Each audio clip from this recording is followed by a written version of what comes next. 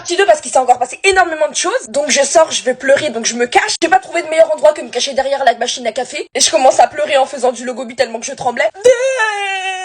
Et là je sens quelqu'un qui me dit Maï ça va aller et qui me prend dans ses bras. Je me dis mais qui c'est qui m'attrape comme ça? Là je reconnais ma prof de SVT, elle me dit ça va aller, elle me prend dans ses bras comme une maman. Moi j'étais là, madame il me respecte pas. Elle était là, je sais, ça va aller, respire. Et toute ma morve elle allait sur son pull il était trempé plein de larmes. En plus j'étais malade, j'avais enlevé mon masque, je me suis dit la pauvre elle va finir, elle va être malade. Elle me regarde droit dans les yeux, elle me dit hey, tu vas venir avec moi, on va leur prouver que t'es forte, tu vas revenir au conseil et tout. Du coup je me dis mais la vie elle a raison Maïmouna Camara, je retourne, je vais tous les embrouiller. C'est faux, je suis retournée comme ça.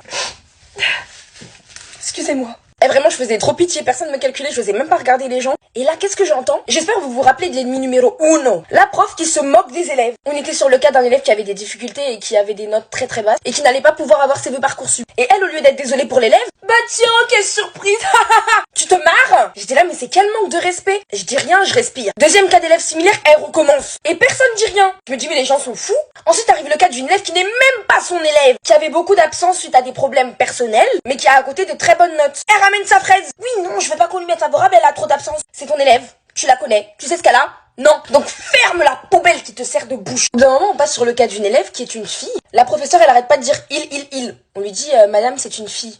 Bon, elle en a tellement rien à faire des élèves, filles, garçons, elle sait même pas qui c'est, elle s'en fout. Ça prouve déjà beaucoup de choses sur sa personne. Donc moi, vraiment, j'avais qu'une seule pensée, c'était quand est-ce que ça se termine? J'avais l'impression d'être dans une salle pleine de vipères, à part 4 profs qui sont mes amours, mais qui pouvaient rien dire parce que l'administration, de toute façon, elle allait les enclencher aussi. Sous prétexte que c'est des profs qui sont jeunes.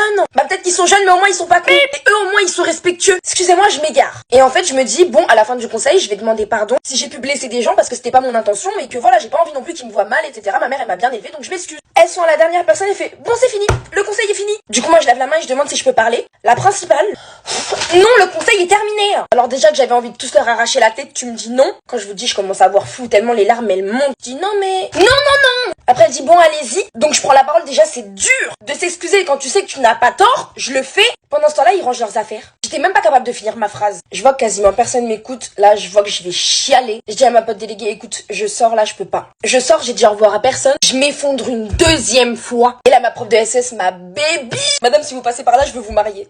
Elle commence à me dire je sais et tout, elle me rassure. Du coup, moi, petit à petit, ça va mieux. Je me dis, je vais faire un TikTok pour bien descendre cette prof d'anglais là. Viens, aujourd'hui, on a enfin nos appréciations sur nos bulletins, sur Pronote. Je me réveille, je vois, j'ai déjà des messages. J'ai un ami qui est un garçon transgenre, mais donc un garçon.